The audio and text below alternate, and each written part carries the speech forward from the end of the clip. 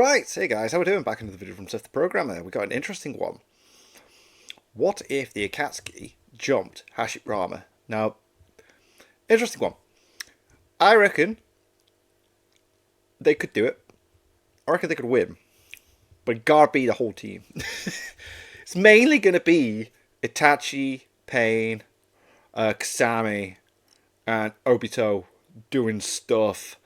Other than that, there are things that other members could potentially do to help beat said team, but one-on-one, I don't think a single person potentially is going to take him, so, maybe? I don't know. Right, let's see what Seth's going to say about this. This is going to be an interesting one. Long ago, Naruto discourse was very overly saturated. Pretty much every single topic you've ever heard or thought of had been done. To the point that videos and collabs evolved to wanting to see Shikamaru with the Sharingan versus Rock Lee with the Byakugan. I remember that.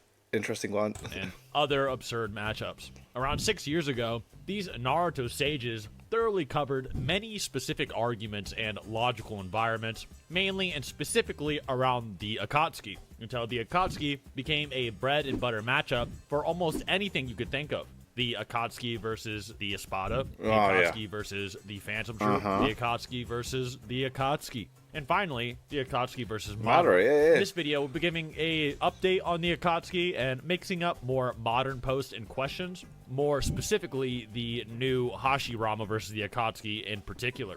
I'll also go over some fun hypotheticals, maybe like Tobirama versus the Akatsuki and other things too, to outline really just how far the series comes in terms of power scaling, with many people not understanding the massive gaps between the characters and powerhouses in the show itself. I'll probably retouch up on Madara versus the Akatsuki as well, and get some more insight on in-character fighting, such as what Madara actually would do in a fight versus a combat stats hypothetical, which I think you guys will find enjoyable and probably refreshing. Like, let's be real, is Madara just going to whip out the perfect Susanoo and just slash his mountain blasting sword at the Akatsuki right off the bat? Probably not. No, and if he not. messes with the Akatsuki like he did the 5 Kage... It's not in his personality, is it? Because, like, when he fought the Hokage, it was like, well, the Kage, sorry, he was like, do you want my clones to have these or not? Oh. He might actually have some problems. So, sit back and learn some... The Akatsuki has quite a few members for this video. We'll be using the classic Akatsuki model, which is Deidara, Sasori, Kakazu, Hidan, Kisame, Itachi, Konan, Pain, Obito, and Zetsu. Right. You can maybe splice in some older generation members like Orochimaru for some fun ideas, but all in all, that's the main group used. That being said, let's go over some basic power scaling as an introduction and a bit of a hacks breakdown. Every member of the Akatsuki should be able to face down a Jinchuriki or Bijou in a squad or two. Yeah. This is a fundamental. That's exactly why they were all brought in, because that's what they're trying to capture. So what's the point in adding members that can't do that? And common sense rule to their entire group. So anything the Bijou can do in theory is something the Akatsuki can likely deal with in some capacity, whether it be due to their speed, durability, attack power, jutsu, or whatever else. They're all mostly incredibly intelligent to a pretty much superhuman degree, with Itachi being more intelligent than Kakashi, whose IQ is likely surpassing over 200, going off of the databook stat pages and dialogue he makes in comparison to the rumors he heard of Shikamaru with Naruto co-signing it, which he likely learned from Jiraiya. Obito, Pain, and Kakazu are also extremely advanced, with Sasori likely being in that camp too, taking down the strongest shinobi to ever grace his village before he was even a puppet, with poisons that make Tsunade probably confused for quite a bit. This is important as many people think Naruto characters would approach a massively powerful opponent like a Dragon Ball Z fight, when in all of canon we rarely see that this is the case. No. Not even Naruto actually does this against Pain, and Pain can't even damage Naruto for 90% of the battle. Another thing to consider is that the Akatsuki runs in teams of 2, when really a platoon or larger squad can be 4 or higher. So throughout the series, they're almost always running for a specific purpose, rather than, say, maximum fighting power, like you would see maybe in the Naruto Storm games Ultimates. Right, okay, which would fair be point. in this instance, as really the entirety of the Akatsuki's battle power in platoon is in platoon or squadron form. So to get into scaling and options more specifically, we'll go one by one here. Deidara was considered Loving the editing, by the way. Again, Seth's really leveled it up. physically inferior to Curse Mark II Sasuke, who was considered weaker than Sage Naruto in the Pain arc, give or take. I'm going to reference the pain art quite a bit, and you're going to see why, as it's very important to illustrate just how Hashirama realistically deals with them. Even at full power, Zetsu implies he doesn't think Sasuke can beat Pain, who Naruto needed massive help to take down. His main quirks here are flight and long-range explosive strikes, even on a smaller scale, being able to detonate and take down Bijou, annihilate whole villages, and so on. A lot of people forget that Datara with a lesser jutsu could annihilate the entire sand village, and Gaara actually had to protect it. He has a hacks ability that can fill your body with bombs on a cellular scale and have you detonate from the inside out if you breathe those bombs in. This allowed him to seriously pressure an extremely amplified form of Sasuke, not only having a Curse Mark 2 transformation on top of a Sasuke that could solo Team 7 for the most part, but also Orochimaru's cells give him endurance buffs. This would likely be the main win condition in a battle against Hashirama, although it may be pretty counterintuitive for a large-scale team fight, if Datara cares. This jutsu would likely not work on Sasori, who doesn't breathe, maybe Pain, and probably not Zetsu or Obito, but the others might be in danger. We'll go over that and how that jutsu would interact with Hashirama a bit later. Next is Sasori, and Sasori is pretty strong. He mainly scales to the likes of Start of War Art Gaara, give or take, considering how he took down the third Kazekage, who was actually stronger than Rasa. Yeah, you gotta remember what...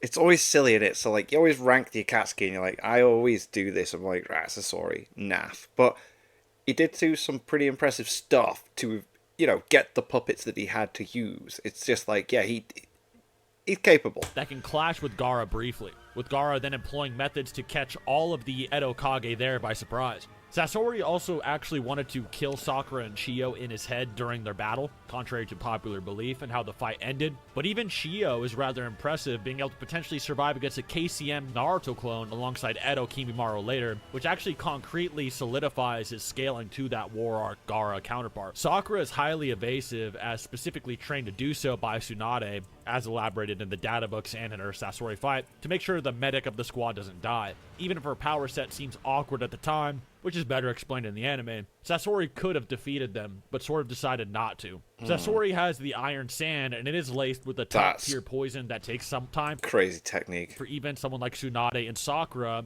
the pioneers of the medical world in the show, to deal with and understand properly. He also is a pro at conventionally overwhelming shinobi maneuvers, built to catch you by surprise. And with his basically one-shot god-tier poison, this makes him insane against conventional fighters. He's also able to play hide-and-seek and attack you with swarms of puppets that can overwhelm entire countries. Yeah, because he could like just swap himself in and out, can't he? Allowing him to play multiple tricks and engage in many ways to land a sure kill strike, poison or otherwise, with probably small country-size range in terms of the scope he can send his puppets. Also, he is a puppet, so Sage Mode might not sense his puppets as they would a usual combatant. Ooh. Against the likes of Hashirama, this hide-and-seek strategy and poison would be for sure his go-to strategy, or carrying around or transporting certain attacks with his 100 puppets. This would be for sure his go-to, but we'll go over that a bit later as well. It's weird, isn't it? Because what I think the tactic, if everyone's jumping Hashirama, just before we get into the video proper, is to have all the big houses fucking going in hard on Hashirama. So you have Itachi, you have Obito, you have Kasami, you have, and then you use the techniques that the weaker ones have. So for example, Sasori again, his poison, and you'd also want Hidan to potentially get a hit in to just instant kill him. So you'd have the big hitters try and distract him as much as possible for these two to potentially do something else that would be the killing blow. Maybe, I don't know. Kakuzu is roughly stronger conventionally than Akatsuki Pursuit Kakashi, with Kakashi able to react to his false darkness and his attacks in the anime. He could take a Hidan and Kakuzu combination attack that they actually really exaggerate is impressive, something that Yugito probably didn't survive, and stalemate his attacks. He should be roughly strong enough to fight Pain, even though he'd likely lose, just like Kakashi, to a few bodies. In fact, he is Kakashi's high-diff rival, and Kakashi should just be stronger in the Pain arc with more jutsu, with Kakashi needing the Mangekyo Sharingan and all his remaining chakra to fend off Kakuzu and then land in the hospital if Naruto didn't step in. Kakuzu's strategy in a rematch against Hashirama will be more informed than usual, as Kakuzu has fought and was defeated by Hashirama in the past, and this is how he became a rogue shinobi after he was disgraced by his loss. He may have more intel or have thought for decades about how to deal with someone like Hashirama, and the databook actually suggests this is true by saying he really thinks about how to defeat strong opponents, probably because of this battle. Due to this and his general identity during the war arc being a strategic parallel to Shikamaru in a sense, he may be able to command or give information based on experience, which is a rare thing to say about a Hashirama battle. He likely would summon his shrouds and team up with the other members to help reinforce and land a hacks overpower type approach. Obito would likely co-sign this, assuming he breaks character from Toby. You can also give a direct inverse example of this with the 5 Kage being able to jump Madara, despite almost knowing nothing about him. The Akatsuki would have far more data on Hashirama in contrast, and canonically jump people to achieve goals. Hidan is actually one of the more important people for this video. He's strong enough to fight Kakashi and Asuma off briefly. Asuma is noted as the greatest close quarters combatant in the Part 3 data book, or at least terms of Jonin, and was tricked by Shikamaru into being blown to shreds, thus allowing him to die. In a sense, he's actually still alive. In the anime, fighting with Shikamaru led to him being dismembered. Probably not dead, though. Oh, imagine if in Boruto they just someone randomly digs him up. That would be so weird. Meaning he could be disabled if you like heavily maim him or make him unable to really function. In the anime, it's implied the reanimation is actually a clone by Kabuto. That's also debatable. But he would probably use himself as a decoy, but he can also be extremely pivotal in actually doing damage to Hashirama that nobody else really has, as he can damage Hashirama by damaging himself. If they can get any of Hashirama's blood, as an example, this would likely be the Akatsuki's strategy to employ, even if Hidan doesn't come up with it in general. Kakuzu and the others would likely lead him into that role. Kisame is probably the least conventional in terms of scaling, and probably one of the more difficult to understand. His MO tends to be chakra absorption, but in this case he empowers himself like a Jinchuriki, where more chakra equals more stats, which is why, in his words, the stronger his opponent, the stronger he can become. So in theory, against Hashirama, the strongest opponent he probably could ever fight, Kisame can utilize his ability to its maximum potential. Of course, there are problems with this, as Kisame only absorbs so much chakra at one time, absorbing a few tails worth of chakra at a time for Killer Bee's version 2 Hachibi cloak. He also is inferior to Killer Bee in his cloak state in his initial stages, and is compared to a Jinchuriki when going all out, which makes sense in terms of the show and his role. This is also a problem when you consider the fact that Hashirama can likely out-absorb his chakra, whereas Hashirama can suppress a 9 tails, and Killer Bee can suppress a few tails of the 8 tails. He was likely the one who put down Roshi, who was likely one of the 2 Jinchuriki pressing even Minato and Jiraiya back in the day before they were in their prime, obviously. This is more likely as Minato then goes on to be able to consistently defeat Killer Bee in the 4th Raikage 2v1, let alone be weaker than Killer Bee on his own, to the point the 4th Raikage actually says he's unbeatable. But still, interesting that Kisame has something kind of like that in terms of his lore. Due to that, we are aware of Kisame's general limits and abilities alongside his bubble move, which he may try to employ on Hashirama. It's up for debate for sure, but that probably won't be that necessary or valid. Other members may be able to empower Kisame as well if they feel the need, but I doubt that'll ever happen unless it's used to heal him or put him back in the fight, rather than giving everyone Kisame energy like he's Goku about to take down Broly or something. Itachi will obviously be more of a vital tool in dealing with Hashirama in theory.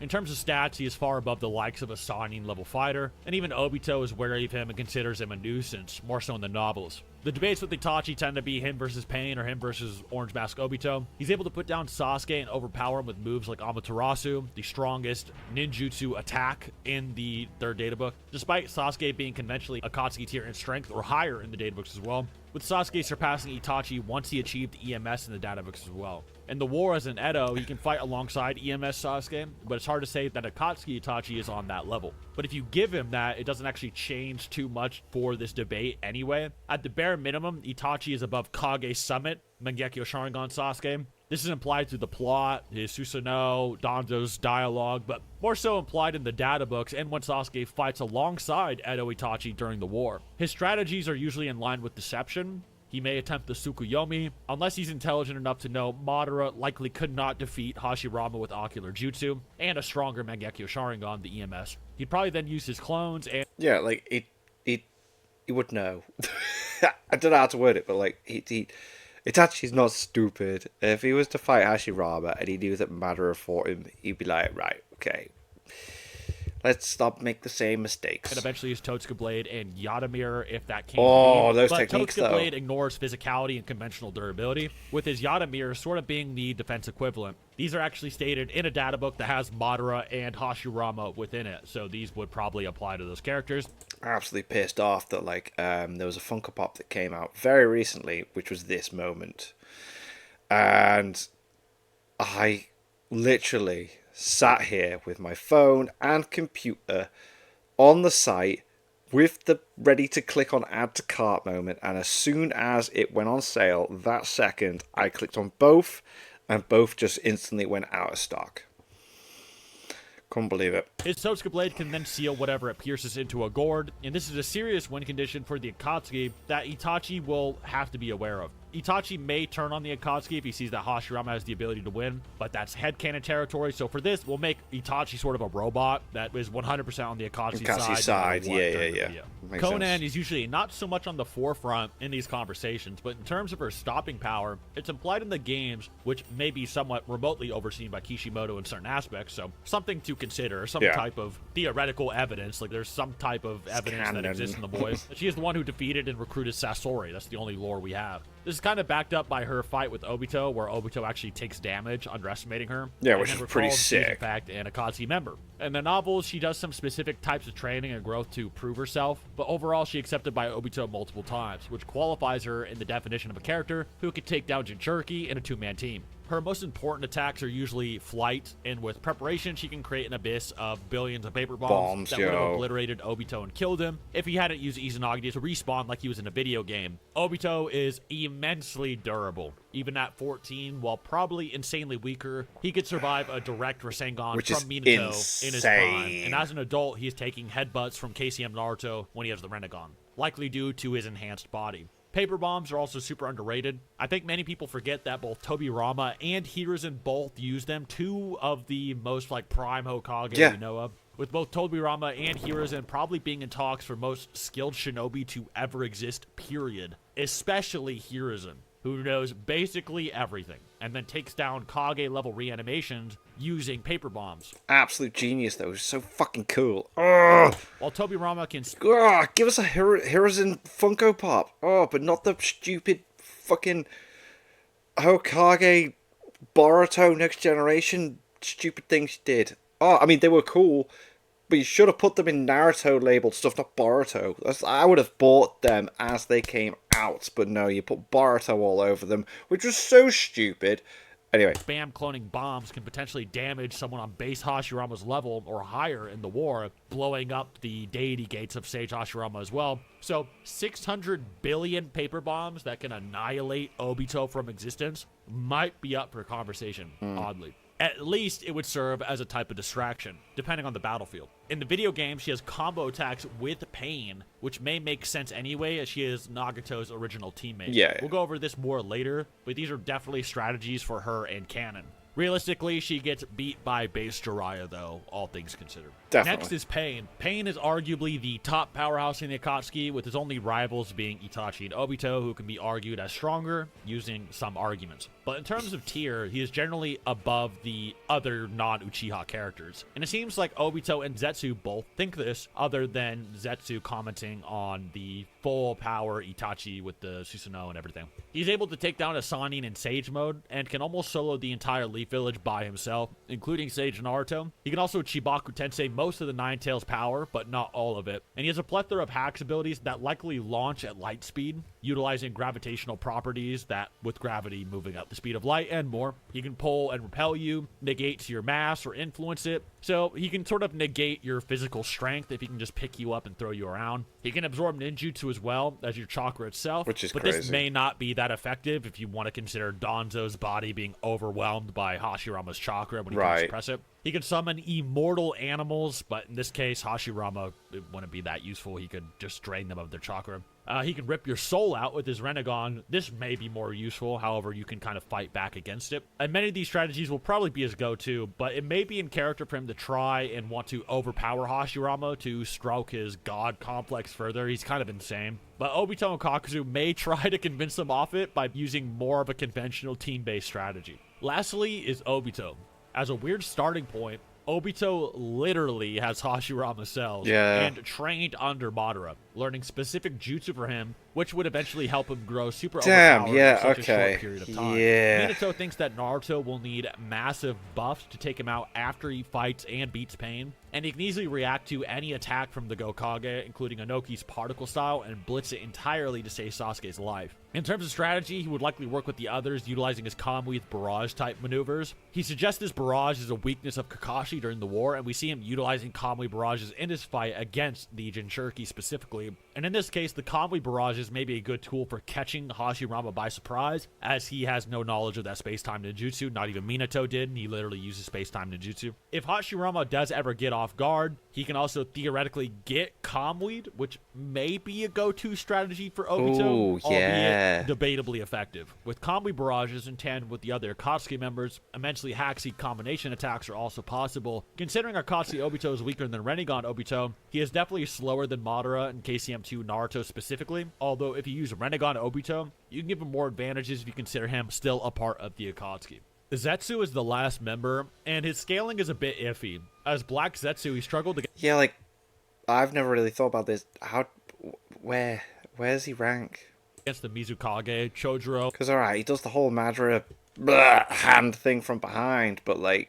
And Minato's flying Raijin guard team. He is arguably pretty nerfed here and not in his completed body. We see later when he attaches to a literal zombie level dead Obito, he can fight off Minato and Kakashi at the same time. He should also be similar to Guru Zetsu, if not superior in nature, and his main abilities may actually be to merge on the bodies and amplify them an immense amount. Zetsus in general do this, let alone the main white Zetsu attached to Black Zetsu, and we see this with both Yamato or Guru and Obito versus the Miss Black Ops when he was a child. Merger and stealth may be a serious win condition. He may also have a strange transmutation ability, such as when he stabbed Ten Tails Madara, but that's a bit out there for this. Basically, though, Zetsu kind of acts as a insurance and a surprise tool. So, for instance, let's say that Itachi gets killed trying to Totsuka Blade Hashirama, or Hidan gets sort of negged, or any Akatsuki member, for the most part, gets negged, like Obito or whatever. Zetsu can actually revive them, navigate through the earth, and understand nature energy more than Hashirama,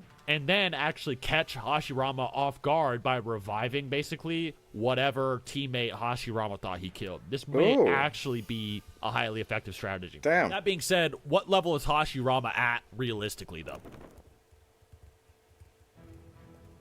Hashirama has various stages of fighting power, but many things are highly apparent. Even just his normal state, he could put down the Nine Tails pretty casually, with even his heavily nerfed Edo form likely having chakra rivaling that. Even fragments of just half the Nine Tails put the Akatsuki through the spin cycle, Kakuzu getting fried by a half-power Rasen Shuriken, the half the Nine Tails could take the entire thing of Sage Mode ×2. Pain is unable to shove away 6 tails of half of its power, and unable to seal 8 tails of it in Shibaku Tensei. Deidara gets pressed by a few tails, Orochimaru gets flatlined by 4, unable to even damage it with a direct strike from Kusanagi. The Nine Tails is above the Akatsuki by far, with none of their attacks actually being able to damage it. The only two that can arguably take on the Nine Tails are Obito and Itachi, with both of them having to resort to Genjutsu. Obito being able to Genjutsu the complete Nine Tails with just his base Sharingan, and so on. Hashirama can go Sage Mode on top of this, and then brawl Madara, his perfect Susanoo, and the Nine Tails at the same time, and win in a slugging match.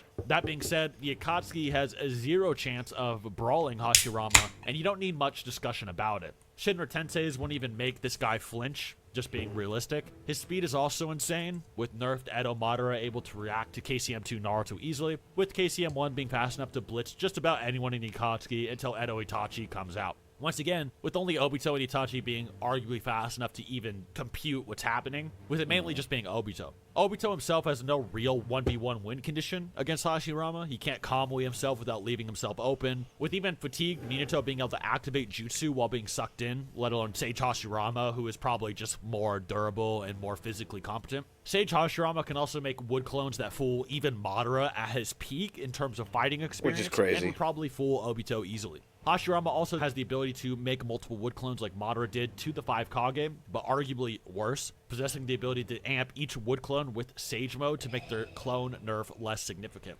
This is actually an argument people would use for KCM clones versus Sage Mode clones, such as when Naruto fights the Raikage, as even though it's a Shadow clone, he then gets more Sage energy that would be still kind of equivalent to his original body.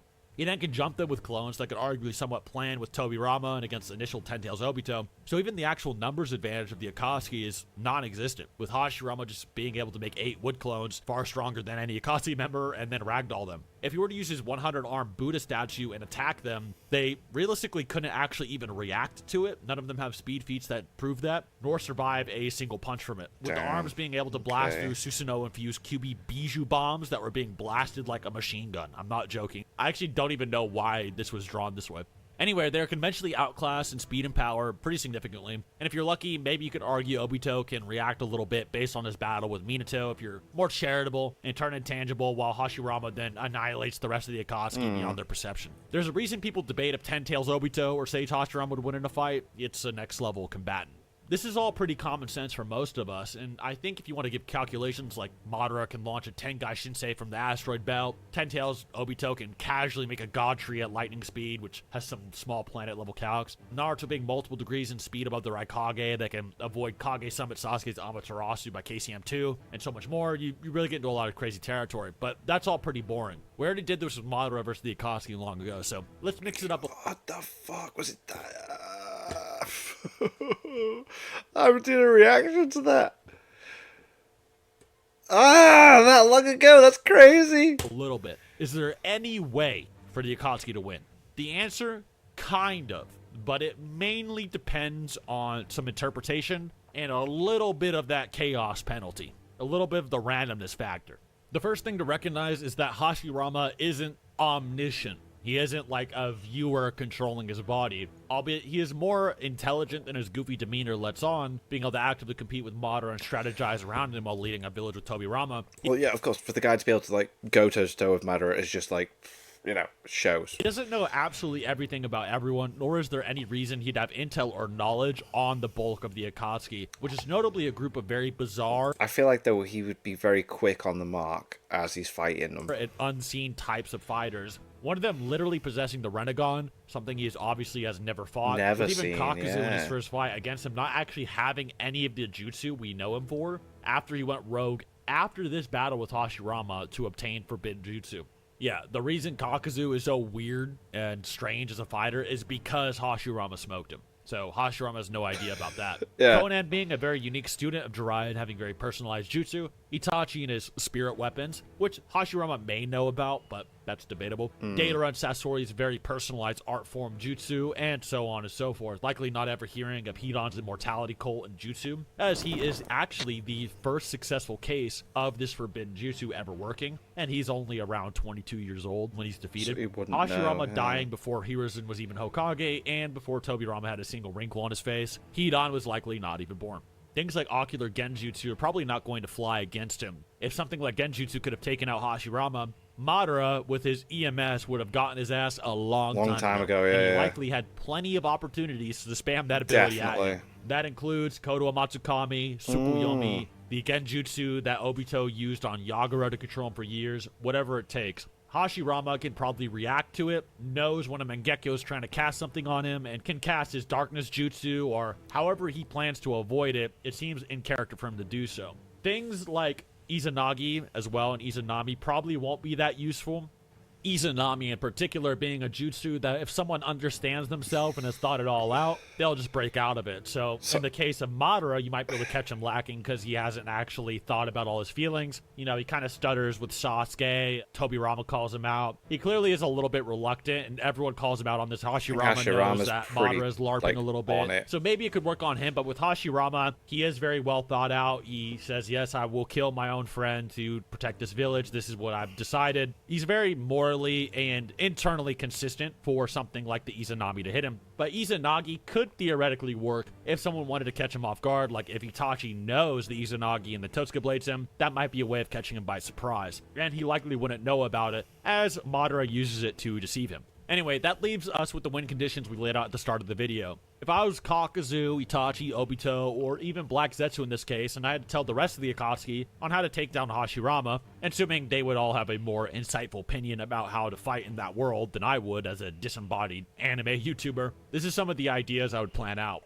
My first idea would be to distract Hashirama, and this may seem sort of insane, but assuming Hashirama doesn't start out in Sage God mode and can sense everything on Earth instantly, it may be possible to get him. There are many diversionary abilities in the... This is what I was saying at the start. Have the big hitters go in, and then have Deidara and Hidan do their thing, sneaky in between. And potentially have Conan set something up as well. Akatsuki that would be good for this, including Sasori's 100 puppets, Deidara and his long-range explosives. These puppets and these explosives are capable of disguise. Kakuzu's hearts, Conan's paper bomb tsunamis, and even Itachi's clones. These diversions would likely have to happen while Hidan, Obito, and the main Itachi body are off the battlefield. Obito and Itachi using Deidara or even Zetsu's abilities to teleport or transport themselves around can launch Obito at Hashirama using a Kamui Totsuka Blade maneuver. While this normally would not work on Hashirama, as Hashirama is actually too fast or perceptive, a theoretical base Hashirama being distracted by cell bombs, poisons, and a puppet army may actually get got by a random unknown Mangekyo space-time jutsu and spirit weapon that would ignore his durability.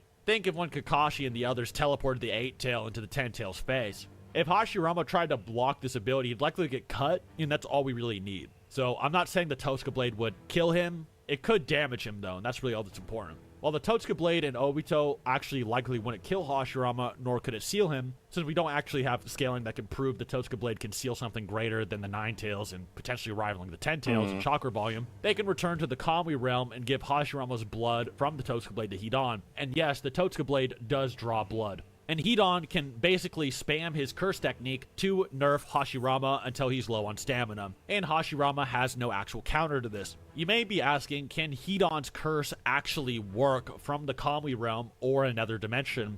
And I think... Why not? I think the actual answer, surprisingly, is yes. I thought about this a little bit here, and I did look into the data books to kind of pan it out to see if I should even mention it, but it does describe Hidan's ability pretty interestingly. It is described as a soul-type curse that can't be escaped from. Souls in Naruto transcend dimensions, and... Well, yeah. Here we go. Obito, coming back. Max out his ninjutsu stat despite only having 2 real jutsu. It's stated to be inescapable and surefire in a data book that has Hashirama and Kamui in it, so it's unlikely that Obito, Zetsu, or whatever could just Kamui or teleport away, and Hidan can no longer stab himself and inflict a curse on Obito as an example. Especially if Black Zetsu was to take over Hidan's body and then transport him across the planet, Hashirama would probably have no way of getting to him. Not that this is clear-cut, but it's really the only evidence for the question we actually have. If you grant this, then Hidan basically can spam it for free in a place Hashirama can never see, while negating Hashirama's durability entirely, with the Totsuka Blade from earlier also doing so to get the blood to begin with. Other than that, with that being a total nonsense strategy they would likely never try or trust each other with, they'd likely all try to ego Hashirama like the 5 Kage and get steamrolled into oblivion. Even with the various strategies, it probably wouldn't work out that well. Deidara's bombs are useless, with cellular inhalation not being enough excuse to negate Hashirama's durability.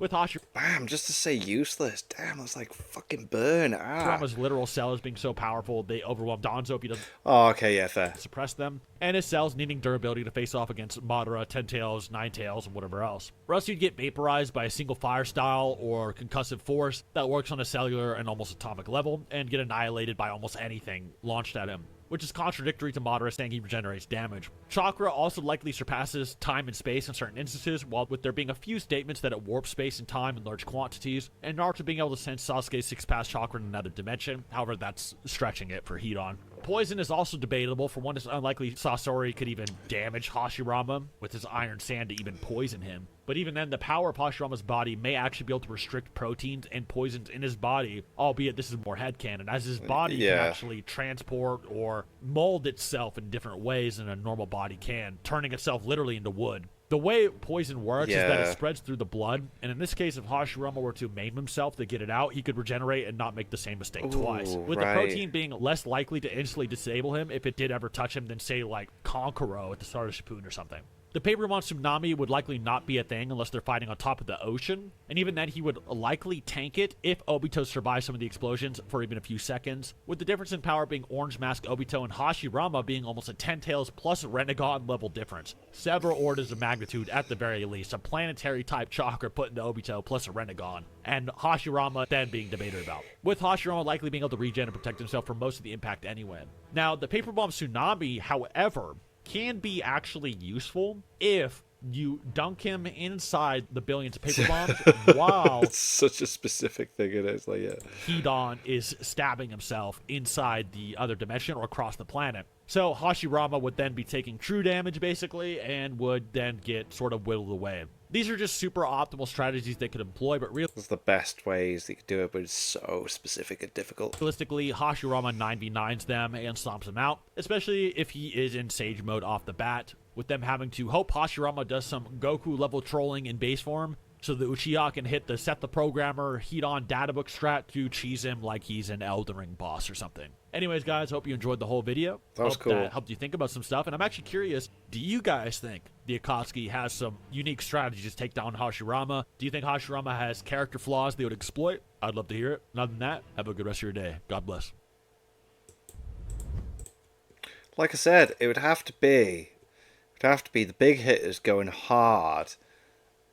And like I said, giving Hidan the blood, it adds to it. So it's like I never even thought about having the Kamui so that Hidan's even like freaking like not even there.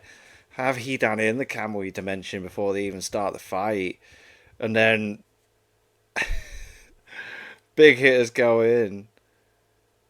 Conan with the paper bombs and distractions, all the small people distract, everyone goes hard. They just need a little bit of his blood. Swoop Kamui in, give it him, and yeah, but still, it's so much. It's so much. It's unbelievable. But that was fun. That was cool. I'm loving getting back into these. And thanks for watching.